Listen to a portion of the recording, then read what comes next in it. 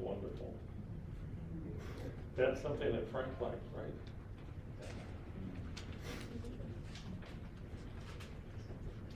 As we begin this morning, we have the opportunity to create a special place that's never been created before. We didn't think it'd be appropriate to meet in a church because Frank had kind of moved away from the Christian faith, so it didn't seem like it would be appropriate. So we thought somewhere here at Luther. I would have liked to have done something down in the field house, but it's under construction. And it's very hard. So we thought this would be a good place. So together, all of us have the opportunity to create a space that's never been created before. It can be a sacred space where we remember, reflect upon, and celebrate Frank's life. There was a Catholic priest who talked about hospitality, and I'm going to read just a few things that he said about it, and then we can sort of, as together, we'll create this. Hospitality means primarily the creation of a free space where a stranger can enter and become a friend instead of an enemy. Hospitality is not to change people, but to offer them a space where change can take place. It's not to bring men and women to our side, but to offer the freedom not disturbed by dividing lines. The paradox of hospitality is it wants to create an emptiness, not a fearful emptiness, but a friendly emptiness, where strangers can enter and discover themselves as created free. Free to sing their own songs, speak their own languages, dance their own dances. Free also to leave and follow their own vocations. Hospitality is not a subtle invitation to adopt the lifestyle of the host, but the gift of a chance for the guests to find their own. So, in this dining area, let us make this into something unlike a dining area, but a place for worship, for creativity, for celebration and remembering of Frank's life. And let's just take a moment of silence as we create this space.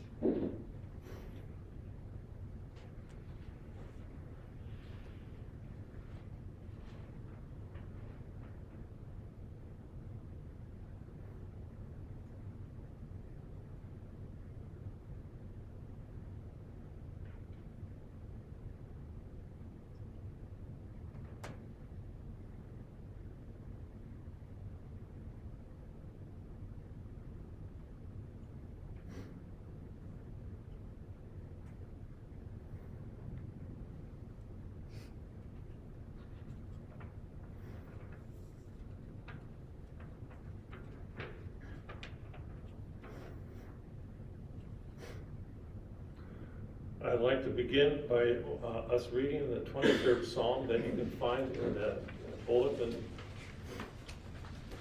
There are two reasons for reading this.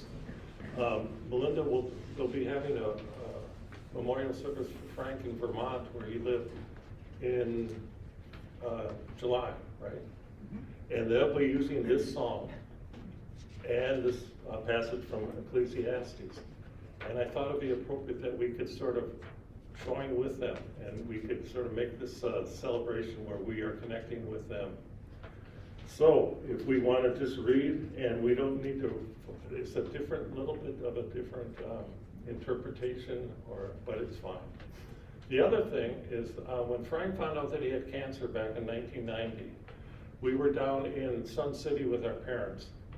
And Frank and I and my mom got together, and we did a little service from something called the Liturgy of the Hours. And the psalm was the 23rd Psalm. And Frank started reading it, got a couple verses into it. His voice started to crack. Tears came to his eyes, and he couldn't finish it. So I thought it'd be appropriate for us to read it and finish it for him. So why don't we read together the psalm? With God as my shepherd, I lack nothing.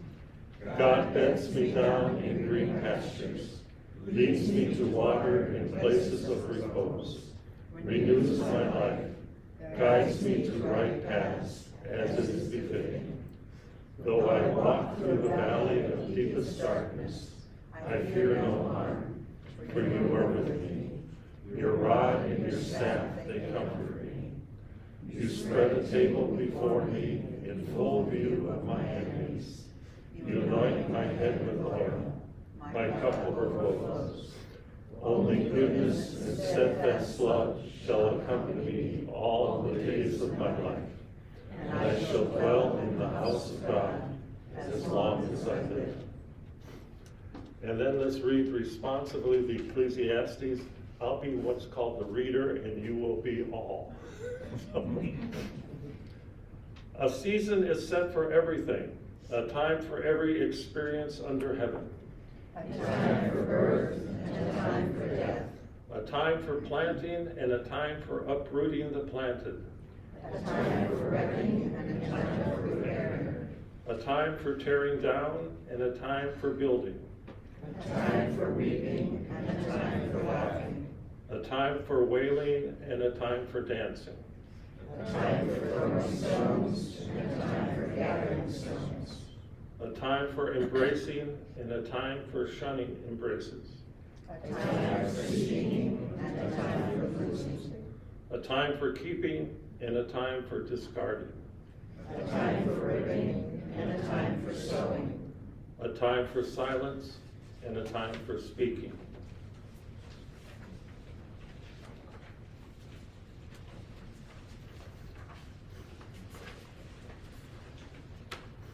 Now, many of us know Frank, but only in certain parts of his life. But he had quite a life.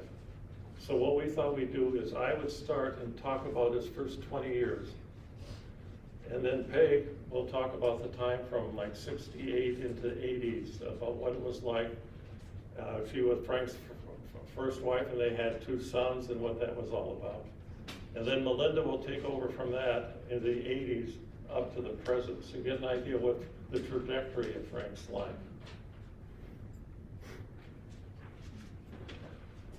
My dad got out of the military from World War II in February of 1946. Frank was born in December of 46, so fairly quickly after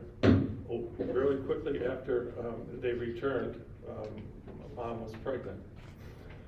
Now Frank, just before he was born, my mom found out that her sister Stella was in the hospital, the same hospital, and that she was going to die within a matter of hours or days. And she said, I went into a state of shock. I remember seeing stars. Well, anyway, Frank was born on December the 8th. Stella died on December the 10th, 2 days later, at the Smith Memorial Hospital, 1 floor apart, So Frank was born in grief and in shock, and that has had an impact on his life. The way I look at it, and I talked about last night, is like a form is cast at your birth, a vessel, and it's pretty significant in your life, and the content of your life is poured into that vessel as you move through, so you experience some of the same things. Frank was claustrophobic, and that stayed with him for the rest of his life. I imagine him being in the womb and thinking, my goodness, I think I need to get out. And so he has that. Also, when he's ever in a tight space, when the situation is tense, I think he kind of gets like a feeling like, I need to get out of here and get to a safe place. So that was a pattern that he had throughout his life. And he marked that his birth and then his cancer experience were very formative in terms of what his life was like. We were born, as I said, in Decorah. My dad was a professor at Luther. We had a brother, Gene, who was born in 1942, and then Kathy, born in 45, Frank in 46, and I was born in 49. We lived in a house just a few blocks from here. I remember Kathy and Frank walking to school, to the West Side School and back. And we stayed here until 1953. Also, I should add this. Frank thought that there was a garage in the back of this house. He jumped off of it. He thought he had flat feet because of jumping off of it. But anyway, then we moved to Alexandria, Virginia. My dad was working for the Postmaster General in Washington, D.C., and we lived there for a couple of years. And one story is that Kathy is 2 years ahead of Frank, and you were in 4th grade and running for some office like being a secretary of the class or something. And Frank was in 2nd grade, and he became her campaign manager. That must have been fun. From Decorah, from Alexandria, we then moved to Lake Forest, Illinois in 1955, and we were there all through Frank's high school years. And the thing that's, Frank wasn't the best student. We believed that he had some sort of a learning difficulty that maybe wasn't diagnosed. But boy, was he an athlete. He always took a leadership position. He was always the captain of any team that he was on. In high school, he played football, and I don't know if you know about positions, but he was a quarterback, which is leading the team on offense. He was a middle linebacker, which led the team on defense. And in basketball, he was, at the last year, he was honorable mention All-State, so he did really well at Luther. He also played tennis. He threw a no-hitter in baseball, and he ran the mile one year in track. So he was just, and he would always be creating teams. And I was always part of the team, and he was the leader. He would create teams all over the place. But then in 1965, he went to Luther, and his athletic career is extraordinary. He received, I think, 12 letters. There's a thought that he may have gotten the 13th letter because he's a high jump for the track team once. He got 4 letters in football, 4 letters in basketball, 4 letters in tennis, and he just, not only did he participate, but he excelled in all 3 of them. On the back of the bulletin, you can see all of the sort of the records or where he ranked in all of that. He was voted, I think, the Athlete of the Year in 1969. He was inducted into the Luther Hall of Fame, Athletic Hall of Fame in 1980. He played Lance Lorenzen in tennis back in the 60s. Were you in Augustana? Right. Yeah. And you played doubles against him in singles? Yeah, yeah. But you think about it, there are people who come and they are good in one sport and they excel in that. There's quite a few. And then there's a fewer number that excel in 2 sports. But to excel in 3 is remarkable. So he got 12 letters, 1 for every sport every year. And it was amazing. And yeah, and from that, I wondered, I was wondering, what's he gonna do next? What's the trajectory of his life from there?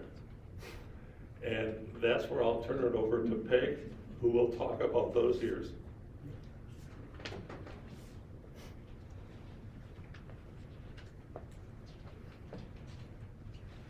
So my name is Peg Harris, and I was formerly Peg Barth, Frank's first wife and the mother of our 2 boys, Jason and Aaron.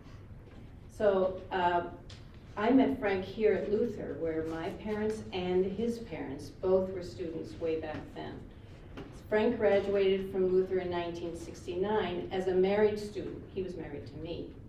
He was a complex person, and his path forward mirrored that complexity. So I was trying to figure out how to describe him, and I came up with 3 descriptive words that come to mind as I remember him in those years. The first one is courage. For Frank, after all the athletics were behind him, it meant staying true to himself, which was not easy. And he never took the easy way to do anything. That took courage. And then the second word is challenge. For Frank, when there was conflict, such as us versus them, or Frank versus authority, or having an opponent as in a football game, he took it on as a challenge. He thrived on a good challenge, and it gave him energy. The third word is charisma. He was fun to be around, funny, clever, personable, passionate, and playful.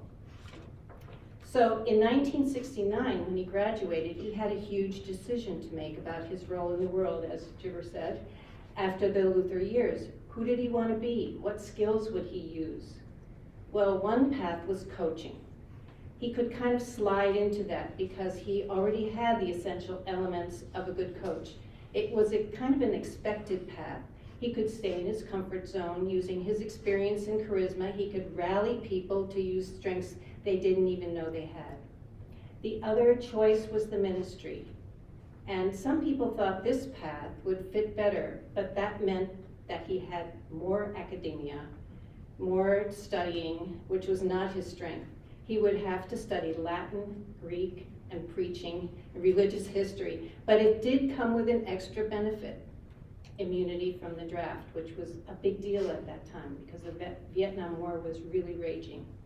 So he decided on the ministry. So the next chapter took a lot of courage because we packed up, went west to Gettysburg Seminary in Pennsylvania for 4 more years of academics and to start a family and to begin a career. Although it was really tough for him, wonderful things happened at the seminary during those 4 years. First of all, Frank became a father as Jason was born in his first year in 1969, and then Aaron was born in his 4th year, which was 1973. And during the summers between the school years of the seminary, we worked for the Upward Bound program here at Luther, and we worked there for 2 summers, actually. Between seminary years 1 and 2, something wonderful happened. The curriculum required a summer of CPE, which is clinical pastoral education, and it's kind of a requirement for everyone. So Frank's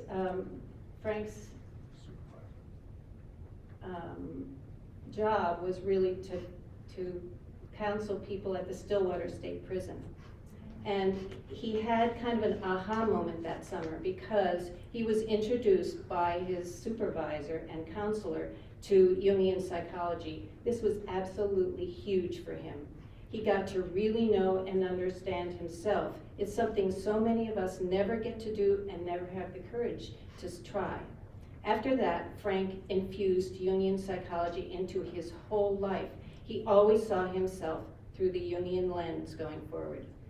So Frank liked a good challenge, and that challenge is a word that came up a lot. At seminary, he often engaged in debates with his professors about his way of seeing things, us versus them, the us being his viewpoint and the them being authority.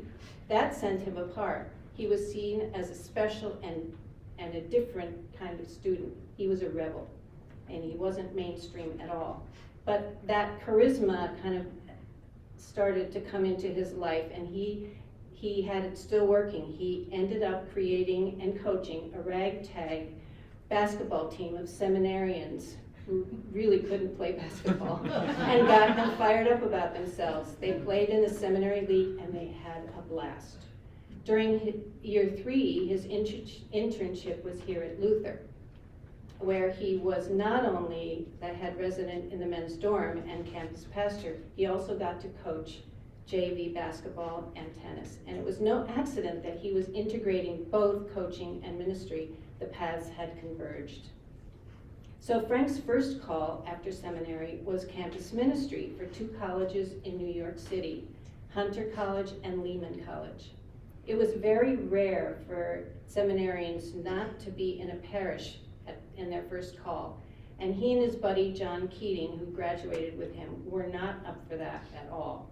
It was a challenge to get around that policy, but they did it by offering 2 for 1, 2 guys for 1 job and 1 salary. So there we were in New York City with 2 children, half a salary, and a big job. The parsonage for the 2 pastors and their families were apartments in a church in Upper Manhattan. We lived in Washington Heights, which is above the George Washington Bridge and just below the cloisters, in a large church with a tiny congregation of old folks. It was a challenge and took courage to move to New York and partake in city life. I think we both felt special to survive in that atmosphere. Frank engaged a Jungian psychologist to further his growth, and the 2 pastors, Frank and his fellow seminary graduate, John Keating, created and ran the Protestant Student Center for Hunter College, which was a coffee house they created in the Sarah Delano Roosevelt House, a beautiful brownstone on East 65th Street that Hunter College purchased as a religious center for students. They named the coffee house Still Mountain, and the name came from the I Ching.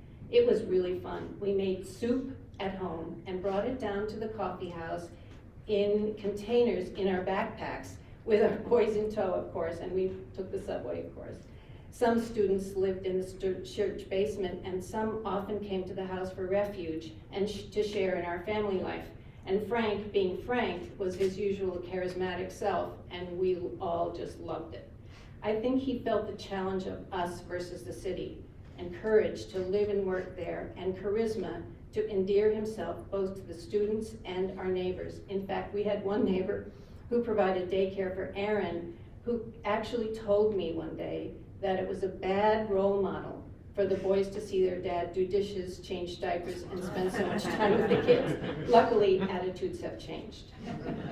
So Frank's next chapter was a call to a suburban congregation, Lutheran Church of the Resurrection, in Mount Kisco, which is an upstate suburban town, and it was very affluent. So it took courage to step into a role that he had rejected at first. As a pastor of a thriving congregation, he was expected to be a spiritual guide to CEOs of huge corporations and other high flyers who lived in that affluent area. It was really nice to be in the suburbs. There were good schools, fresh air, nice house, gardens, and parks, which were all good for the family. We also made really good friends there. It was a challenge because of conflict within the congregation, and it took courage for Frank to stick by his ideas and keep trying to bring people to his way of thinking. Unfortunately for everyone, the congregation was not ready for someone like Frank. They did not understand him or his fervent message, and his charisma was really helpful. People listened and tried to understand. Many in the congregation were on the same page with Frank, but many were not. Several years later, after we split up in the 1980s, Frank resigned and left the full-time ministry to start a whole new and different chapter in his life. He felt the pull of the city and moved back to Manhattan, where the next chapter began. So this is how I see Frank's attributes of courage, challenge, and charisma characterizing his journey through the 1970s. And in the 1980s, Frank became the manager of the Jose Limon Dance Company and married the artistic director, Carla Maxwell. So now, Melinda is going to talk about those years after this.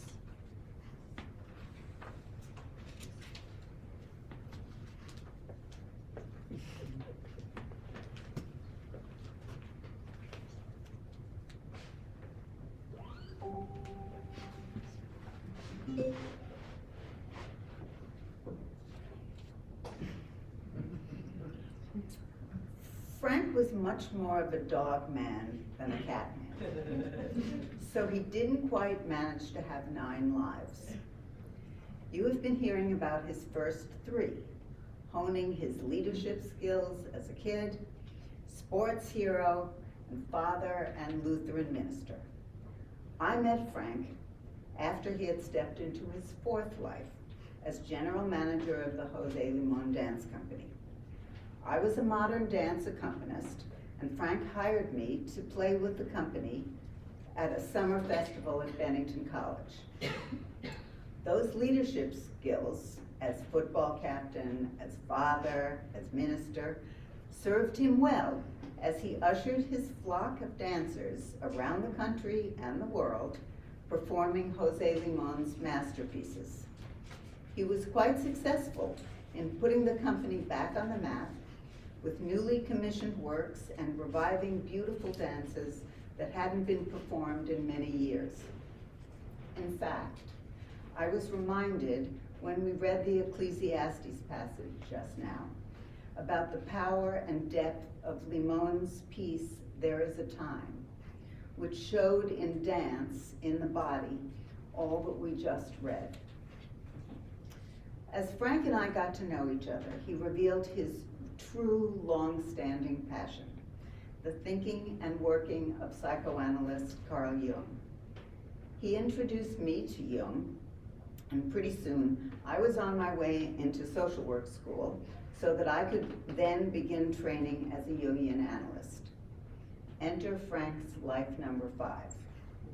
Frank followed shortly behind, first acquiring another master's degree, and then the long and arduous postgraduate training to become a certified Jungian analyst. I say long and arduous because, as James implied, the constraints of school were always difficult for Frank. Likely, he struggled with an undiagnosed learning disability his entire life. But as Peg has told us, his courage and commitment and determination kept him learning and studying always, no matter how difficult it was for him.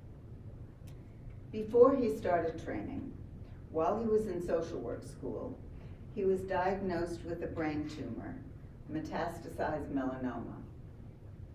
In true Frank fashion, he headed into brain surgery and intensive radiation with all the energy and courage and determination he had for all the parts of his life.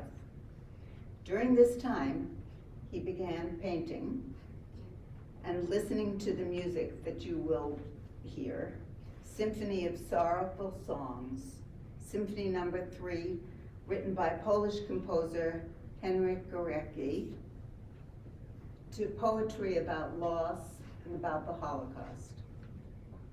In fact, I was playing this music for him as he was dying. The radiation, and likely the music and the painting, bought him another 30 years, even though he was given a prognosis of only 18 months.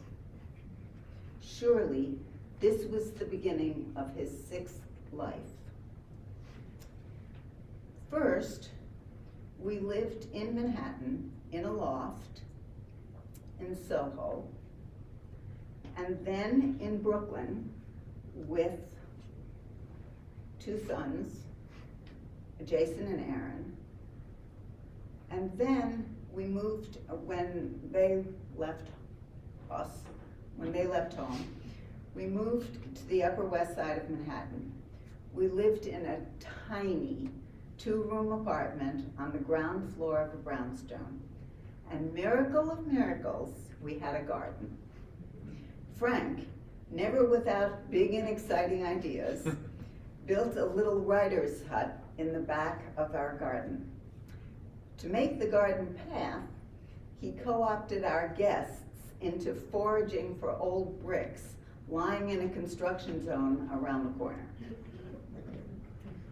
And each summer, we spent our vacation in a cottage on Silver Lake in Barnard, Vermont. After many years in Manhattan, It seems that we both yearn for a change, a real change. We moved to a little village, no zip code, population 169 people, to a funky 1820 farmhouse on a dirt road 5 miles from pavement in the beautiful hills of Vermont. We had offices in town where we saw patients. Frank helped to build a little writer's hut on our property there, equipped with wood stove and oil lamps. Frank lived in Vermont until he moved back to Decorah 2.5 years ago to be cared for at Asihaugen, to be near all the familiar faces and energy that surround this town that he grew up with. I will never forget the love and care received here in Decorah, that he received here in Decorah, particularly from his brother James, who visited him almost every day for more than 2 years, and from the most incredible staff at Asihaugen. I think we could say that this last part of his journey was his 7th life, taking him back to his first. I love you, Frank. The music you're going to hear is the Goretzky, if I can get it, that he played. He played it all the time, but he particularly played it when he was painting. Wish me good luck here. Okay.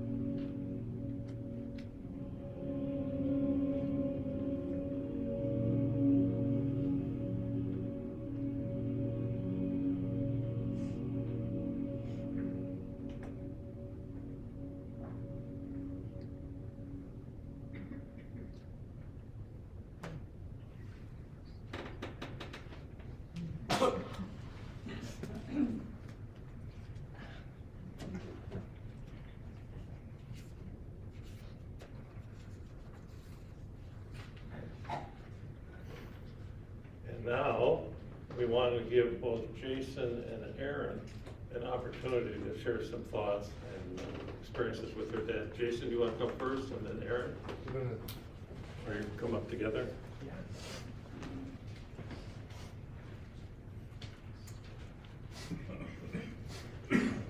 Thank you all for being here today to honor and remember our dad. It means a lot that have you all here and sharing this moment. My name's Aaron Barth. I'm the number 2 son. And this is my brother Jason.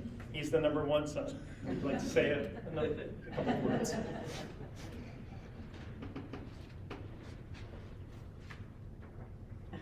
My dad was a great father.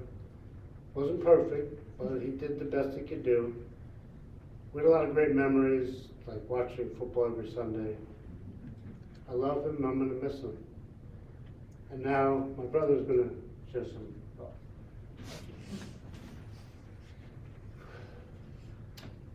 What to say about Dad?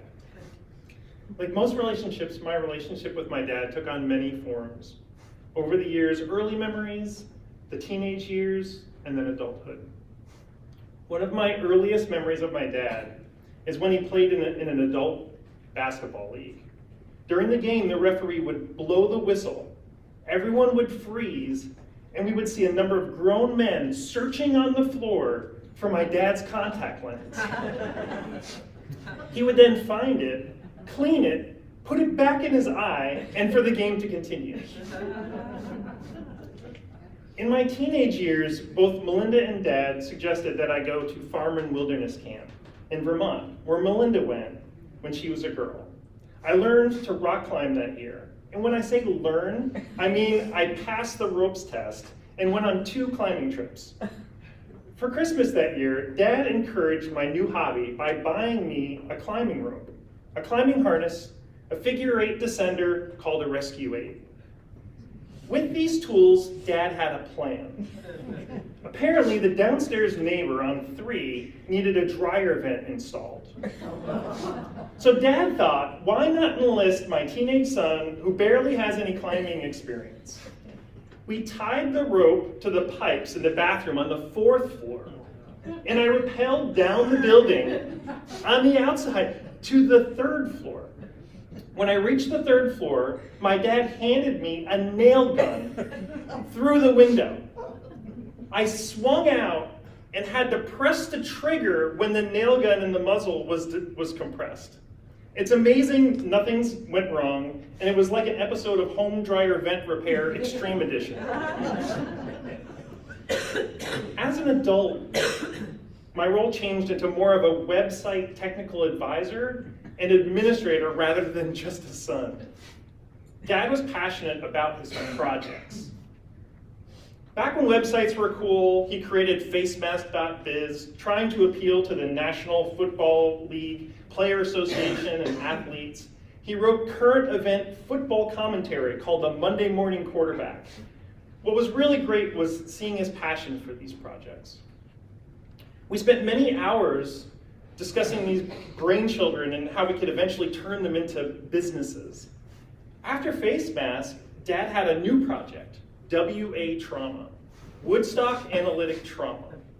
I got to work with him daily on his ideas, listening to stories behind the pictures that you see. I ultimately ran a slideshow for a presentation he did for the Union Association in Boulder, Colorado. I enjoyed the many calls he made talking about changing the wording and bringing his own experiences. When he called, I felt his energy and his passion. And after many of those calls, I almost understood what he was trying to say.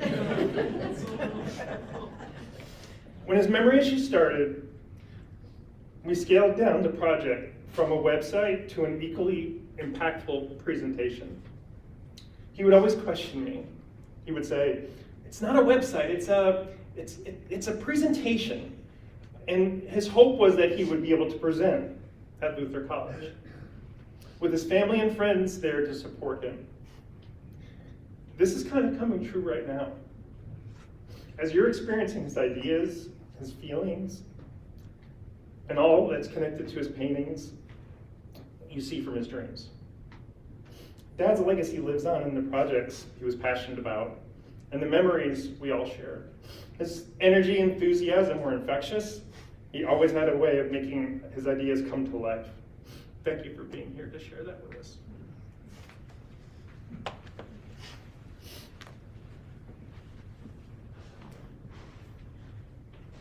And now we need to hear from Kathy, Frank's older sister and our favorite sister.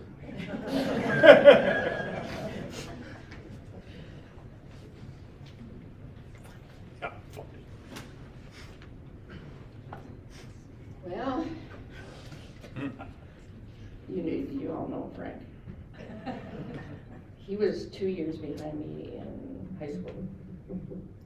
I think I may have been the only girl in that whole school that never got teased. He always would catch me in the hall and arm around me, and we'd walk down the halls together. It didn't bother me at all. And people knew, you know, don't tease that girl. He also had a very good way with Mom. He talked her into, and this is not my mother at all, talked her into TPing somebody's house.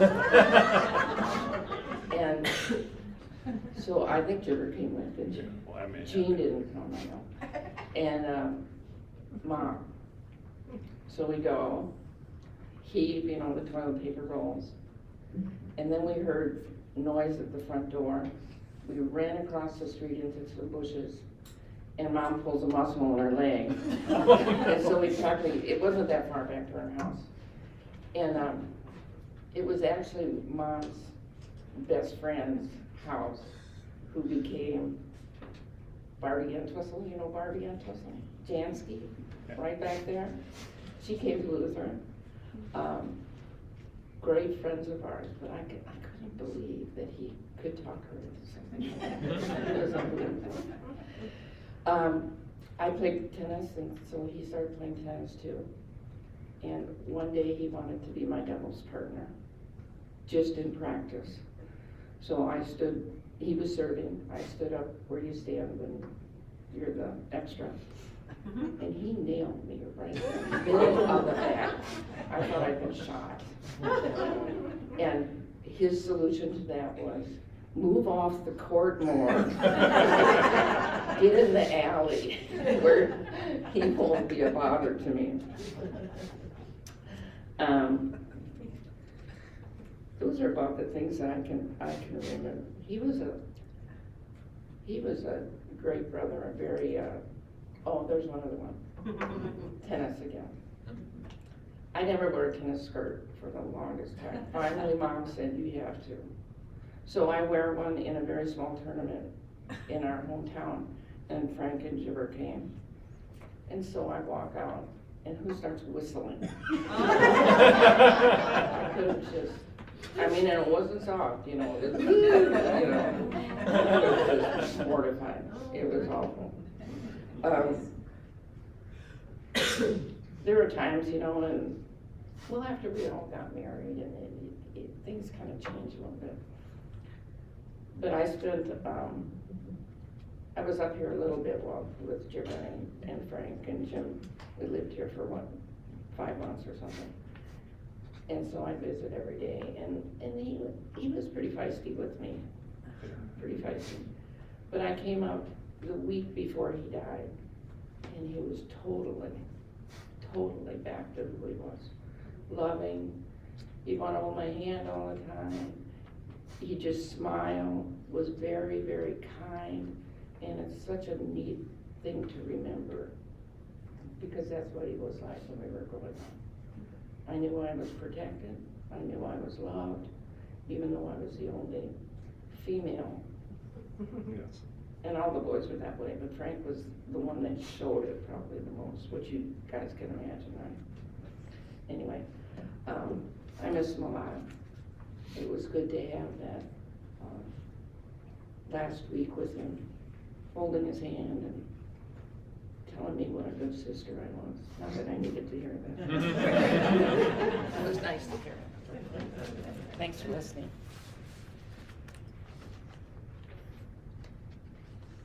And now, our older brother Gene and his wife Neil sent a tribute, and Peg is going to read that, and then music following.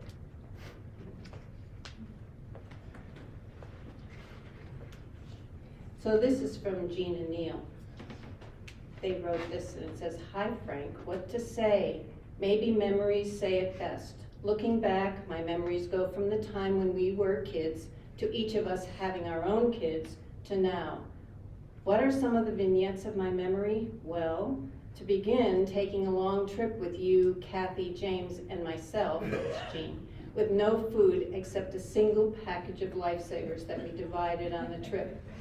Riding Milty's tractor, snowballs in our backyard, Jennings tennis camps, Lake Washington and water skiing, Gull Lake, summer 16-inch softball games with the Kreischers, high school basketball and football games, and Ike Schillerith, how you never met a coach you didn't like, king and queen of the Luther homecoming, bowling and turkey and Christmas in the Luther lounge, finding your New York apartment, watching you ream a realtor, Cafe Luxembourg lunches with you and Melinda and Jason and Krish, going to plays that you didn't like, watching the returns for Obama's first term. We can go on, but what I am left with is pretty well expressed in the song that Krish wrote and developed for this service called Last Time. It's important to read the enclosed lyrics that you have in your programs to understand our thoughts, and this is from all of us, Jean, Neil, Josh, and Krish.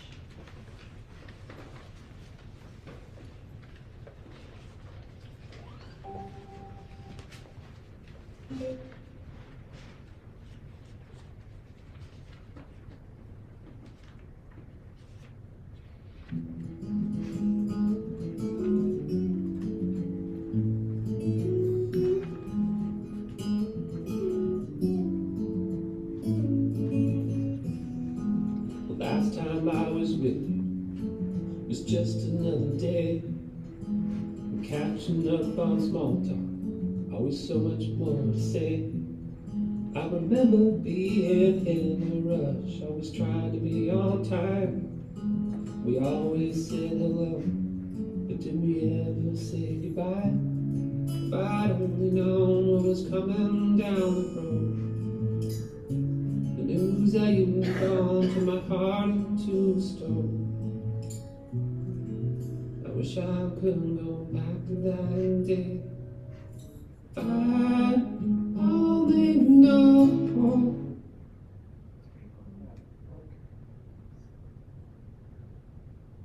Don't ask me.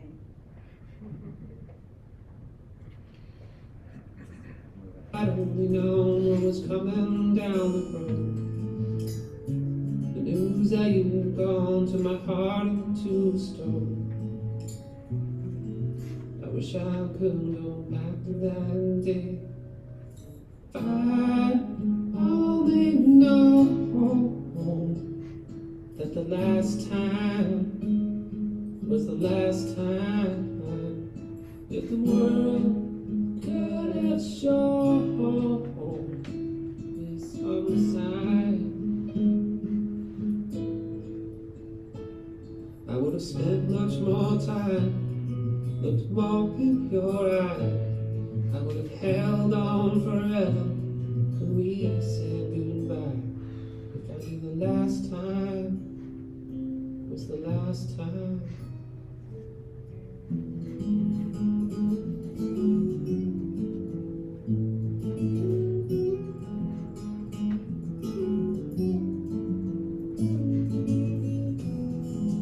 I'm left with this emptiness, I'm left wanting so much more. Just one more chance to share the sky. She's an animal I was for. I keep playing it all over inside my head. All the things that I could have done instead feels unfair. I wish I told you how much I care. If I only know that the last time was the last time, if the world could have shown this other side, I would have taken your hands in mine, I would have cried all my tears, I would have told you how much you meant to me all these years. If I knew the last time was the last time. The good times are so easy to see, but the last time it can be right in front of you. and you never knew. But I only know that the last time was the last time. If the world could have shown some sign, I would have spent much more time looked more in your eyes. I would have held on forever when we said goodbye. The last time was the last time.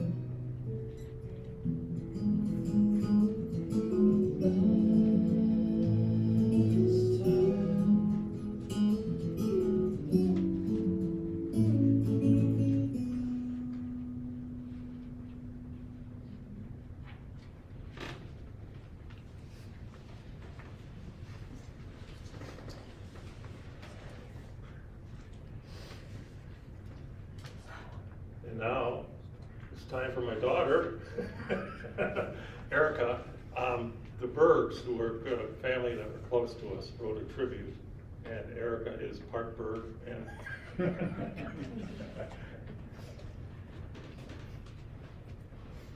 That's a little hard to follow, all of these amazing words today. This was so special.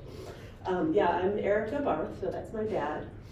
That's my Uncle Torg over there. So I'm going to read something first on behalf of the Bergs. So I'm not myself right now, but I'm channeling the Bergs. And then I have something I'd like to say as well. So wait, where is the Berg thing? Oh, thank you, Dad. My Aunt Paula wrote this. The Berg family mourns the passing of Frank, but will remember him in a great many ways. Our family and the Barth family have been intertwined for at least 80 years, when Frank's dad and our dad taught together at Luther. We have remained and will remain connected through lifelong friendships, shared relatives and shared experiences, funny stories, and the strong bonds that were forged over many years by mutual support and deep affection. Rest in peace, Frank, though peace was never really your style. Paula, Kristen, Kari, John Torger, and Eric. My mom, Kari, also wanted me, she was feeling deeply saddened that she couldn't be here today and wanted me to pass along the love to all of you, and to you, Jason and Aaron, who she cares about so deeply, and to you, Peg and Melinda. Like Frank holds a special, special place in her heart, and your family are so integral to the Bergs, and we're just intertwined. So that's from her as well. Okay, so now transitioning to me. Frank was my godfather. That didn't always really mean a lot growing up, but it did now that I look back. He was so special to me. I always knew he was looking out for me, and he played an especially pivotal role for me in that sort of decade of my 20s, when people are going out into the world and you don't quite, you're leaving one thing and you haven't gotten to the other one quite yet. So I intersected a lot with Frank. I lived in Boston and DC throughout my 20s several different times and iterations, and he in those years was really such, as I think about it now, like it was a central touchstone in that part of my life. He would, he has that enthusiasm, that charisma, and I just remember him calling me on the phone and being like, we got to get our hands on you, Erica. You got to get down here to New York. Like, we got our hook, get down. We got to get you down here. And I first went to that apartment in Brooklyn. I think it was in Easter, and stayed with you all. And then we went out to Peg's. He would just welcome you in with that charisma and love. You feel, I felt so safe. I felt so seen. I felt listened to. I at some points in that time was going through quite a difficult time in my life, and he would just lock in. He would hear me. He would see me. I felt like I had a tether, and he provided that to me for many, many, many years. I would visit them periodically throughout that time, Frank and Melinda, in their places, mostly in Manhattan, and mostly before they moved to the place with the garden, so it was even smaller. I would often show up with like no notice. I would call like the night before. It didn't even occur to me. You know, you think back to your 20s, how you do that, like that maybe I should give a little more notice. But I know it was probably such an inconvenience, but I never would have known that. I would call and be like, hey, I'm coming through New York, can I come stay? And always the door was just wide open for me. I would sleep on the floor, like the wooden floor in their living room. Sometimes I'd have a friend with me. They just would, it was a safe landing pad, again, a touchstone. I have memories of him taking me to Central Park to eat olives and cheese because I had arrived when Melinda had a client in the house and we couldn't yet go there. I remember him, you know, welcoming me and my friend on a moment's notice, and us going back to drop the key off at Jose Limon at work and accidentally setting the alarm off on the door when we left because, like, you know, I just remember him. You know, I had come back to DC after being here in Luther, and I was living there and, you know, pretty lonely that year, and getting me down for Thanksgiving. I stayed there for a good 5 days in New York, and I remember him slipping me at 20 when I got there to have for spending money. And we sort of settled into a routine with our daily naps and watching the news at 6. I was far away from family and really at a vulnerable point in my life throughout many of my 20s, and he made me feel safe. As I said before, he would listen to me and show interest and make me feel seen, and like he would catch me if I fell. And it turned out that he and Melinda did have to catch me a few times. But I hope he knows what a difference that he made for my life. It's something I'll always carry with me. He showed up for me many, many times. And more I'm realizing that this is what matters in life. Listening with curiosity, being there during those in-between times, providing a safe place to land, and being a constant. And I just want to thank you for that, Frank. You're so special to me. And I also want to say thank you, Dad, for the way you provided that space to Frank in these last years. The love and care that you showed is the greatest gift there is. I know it wasn't always easy. And even if he didn't always show it, I am confident that Frank felt it in his bones. Like, you showed up for him, you provided him a safe space to land, and there's nothing more important than that. So thank you, Dad. Thanks to everybody.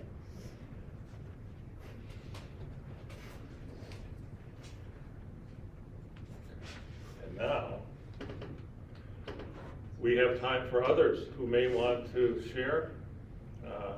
Come on up if you do, 10, 15 minutes. So, and we'll just wait in, and then we have a real fun ending to this.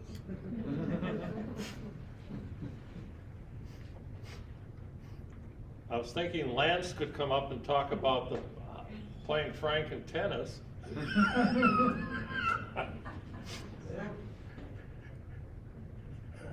Put him on the spot. Well, yeah, I'm sorry to put you on the spot. I'm expecting her.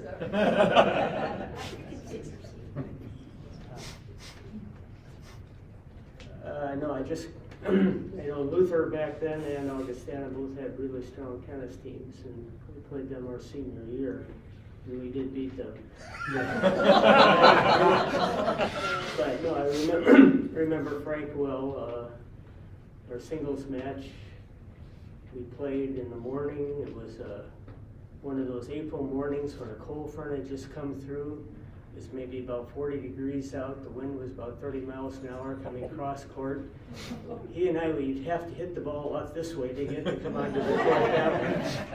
And no, I just remember Frank well and his doubles partner, Ralph Wolfsberg, who I had known from high school and juniors in tennis. He played at Cedar Rapids, Washington. And it was just,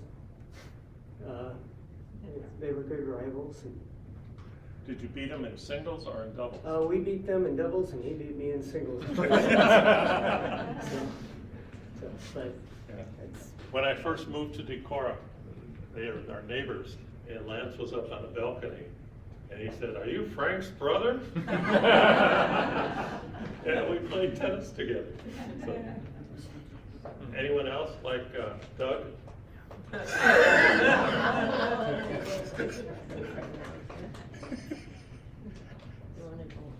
Want to say anything? This will last a half hour. Oh, yeah, plenty of time. We'll pull the cord. I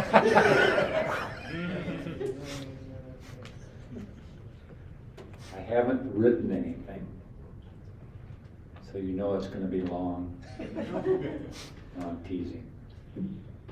What a great person. And he was so loved and so cared for by this entire campus. Really, the faculty, the students loved him so much. And I used to sit in my office and I watched them come out of the other end of the main building where his office was. And many of them had a tear or two in their eye. And it wasn't sad, it was because they were happy. They felt good. That's the way Frank was. He was a feel-good guy. This whole campus loved him. So did I. Amen, Frank. You're with us.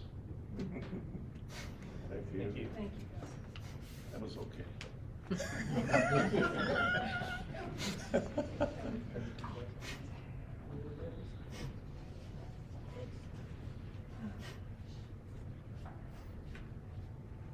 Now, I always wanted my cousin Carol to come up, but she had surgery on her foot, and she's using that as her excuse.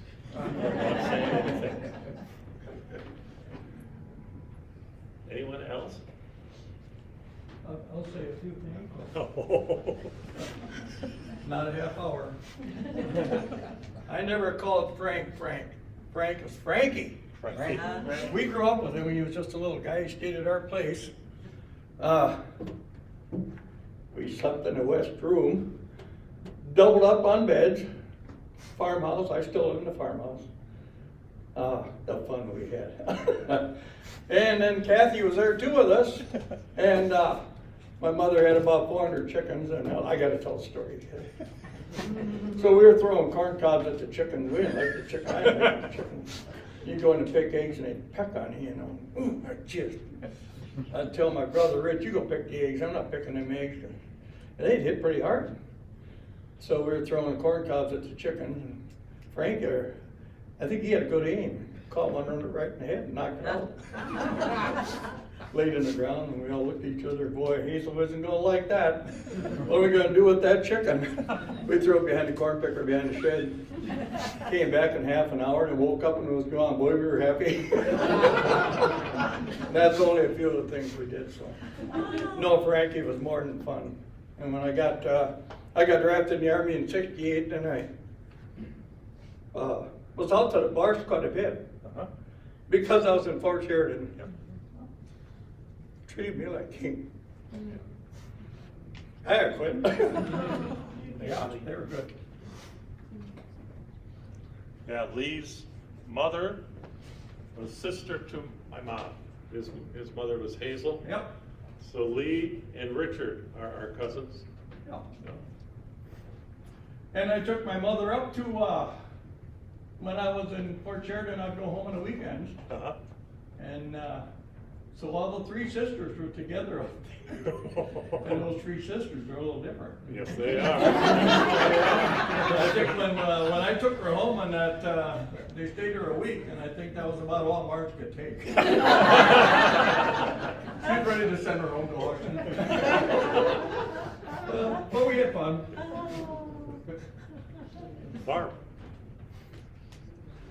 Barb is someone I went to school with from first grade through college. And I introduced her to my college roommate. And they've been married for 53 years. 53 years. Wow. I'm not related to most of you, but I still love being here.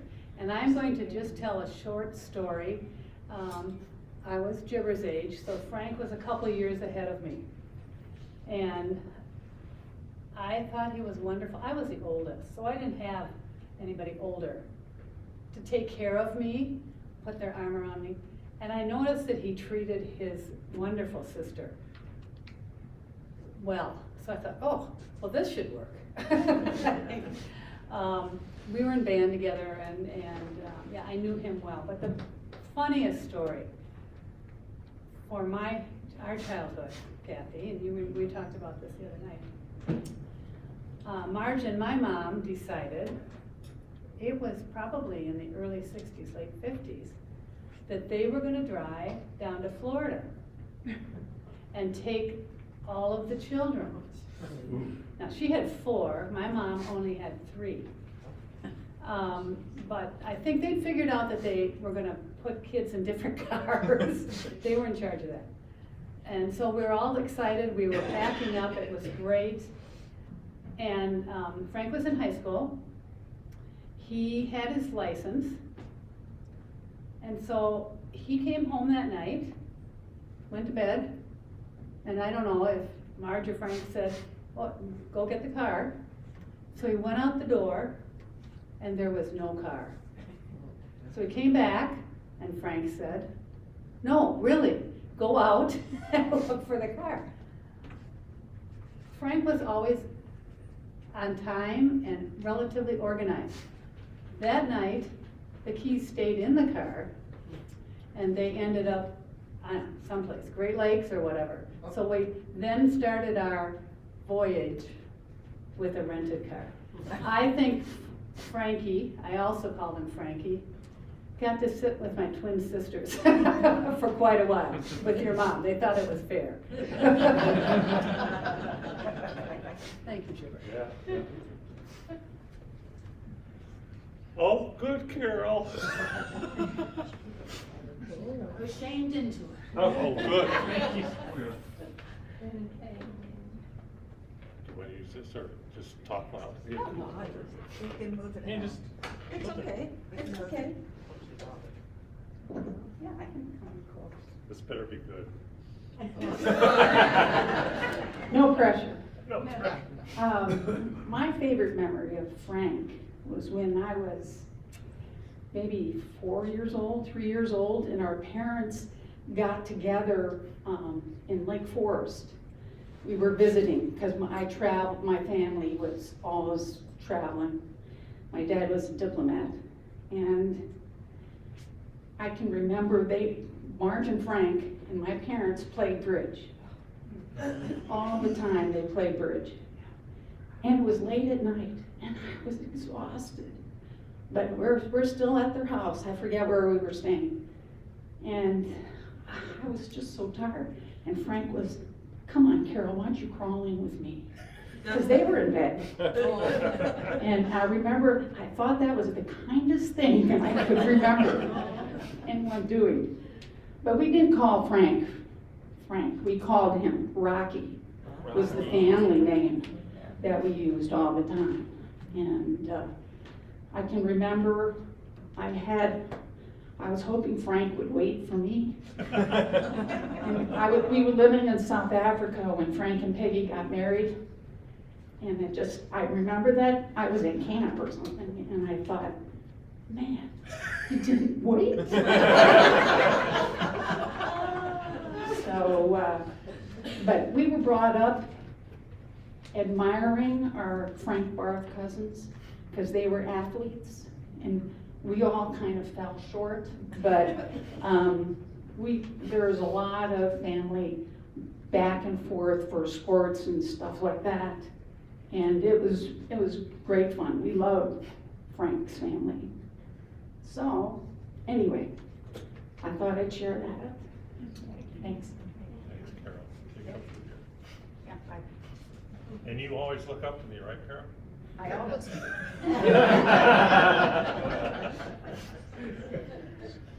Now, Carol's dad, it was Norman, and he was my dad's younger brother by 8 years. Others? Well, this ending you will like. When we were in the nursing home, I would either walk down with Frank with a walker or push him down in a wheelchair down to an area where they had a stationary bike. And I would help him get on it, and it was a struggle because he wasn't with it very much. And he'd sit there, put his feet on the pedals, and I had to tell him, now Frank, push and push and push. But then we played some music. And the one thing that we played was Rubber Band Man by the Spinners. And as he was going, you could just see him. He was just dancing as he was pedaling. And then residents would come up to the door and they would start dancing too. There was one older woman who's named Mary. We called her Mary, Queen of Heaven. And she would dance with Frank. And some of the staff would come up as well and dance. So, and then I would say the last couple days before Frank died, he was in his chair, couldn't move, couldn't speak, had a hard time focusing. So I played that song, and then I just saw he was going to the shoulder. He was still dancing. So we're going to play that song, and feel free to stand up and dance a little bit. But this is sort of Frank's playful side. And if you're tired of the song, there's food over there. You can dance over there and start eating. But are you ready for it?